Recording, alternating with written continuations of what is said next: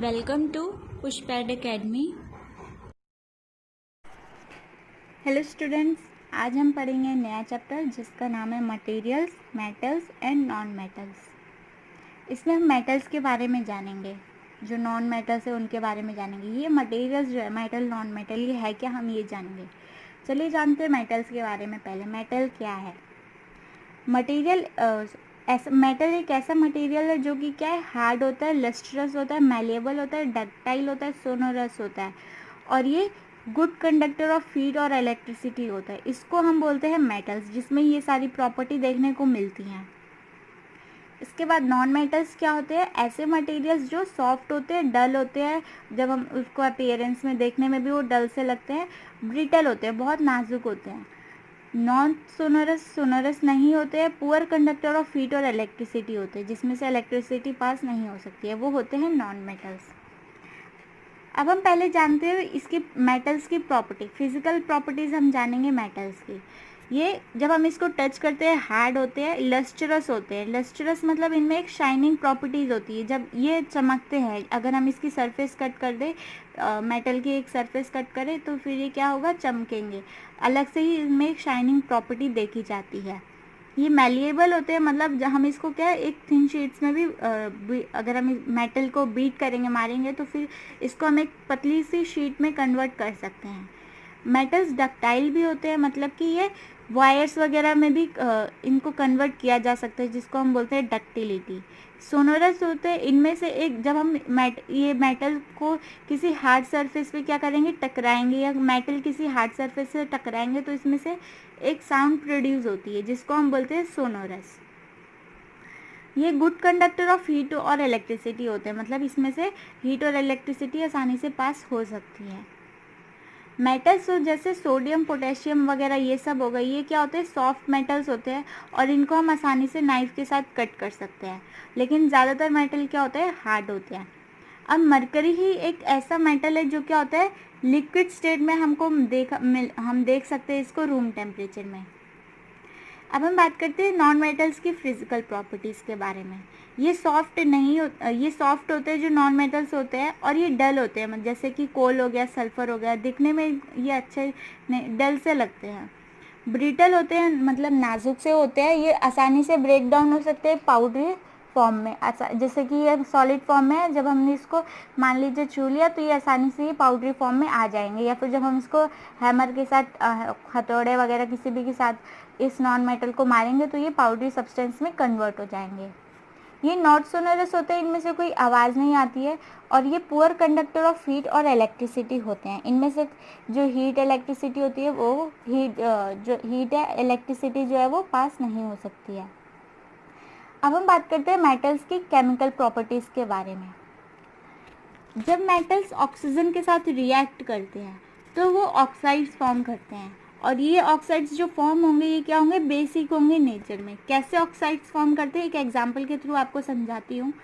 ये आप देख सकते हैं एग्जांपल में, मैग्नीशियम है हमारे पास प्लस ऑक्सीजन है। मैग्नीशियम क्या है, मेटल है, और ऑक्सीजन हमारे पास ये जो हम इसकी प्रॉपर्टी पढ़ रहे हैं, रिएक्शन विद ऑक्सीजन के साथ, तो इसीलिए हमने ऑक्सीजन को लिया है।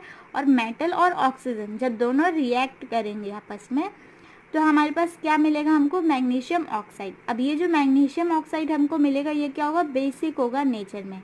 इसका ये क्या होता है, बेसिक होता है। एसिडिक बेसिक हमने पढ़ा है ना क्लास 7 के चैप्टर में, उसी तरह।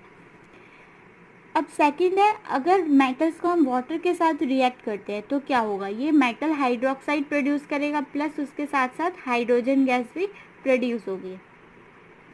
हमारे पास सोडियम है जो कि मेटल है, प्लस वाटर है, क्योंकि हम वाटर के साथ रिएक्ट कर रहे हैं। तो जब ये सोडियम जो Na है वो सोडियम है, और H2O को हम वाटर लिखते हैं, तो ये जो सोडियम और वाटर है, जब हम इसको रिएक्ट करवाएंगे, तो हमें क्या मिलेगा, एक मेटल हाइड्रोक्साइड। ये मेटल हाइड्रोक्साइड क्या बन रहा है इस एग्जाम्पल में, सोडियम हाइड्रोक्साइड।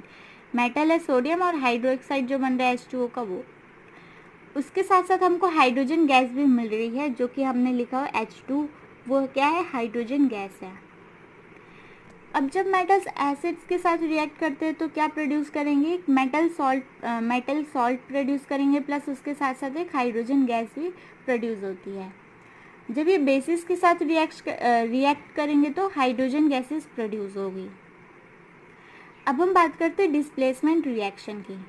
ज़्यादातर जो मेटल्स जो ज़्यादा रिएक्टिव मेटल्स होते हैं वो क्या करते हैं, जैसे कोई भी हमारे पास हम कोई रिएक्शन करवा रहे हैं, एक हमने क्या लिया है, एक हमने ज़्यादा रिएक्टिव मेटल ले लिया है और एक हमने कम रिएक्टिव मेटल लिया है, और उन दोनों के बीच में हम रिएक्शन करवाएंगे तो क्या होगा, जो ज़्यादा रिएक्टिव वाला मेटल्स जो होगा वो क्या करेगा, जो लेस रिएक्टिव मेटल है उसकी जगह ले लेगा और एक मेटल कंपाउंड फॉर्म करेगा एक्वस सोल्यूशन में, लिक्विड सोल्यूशन में।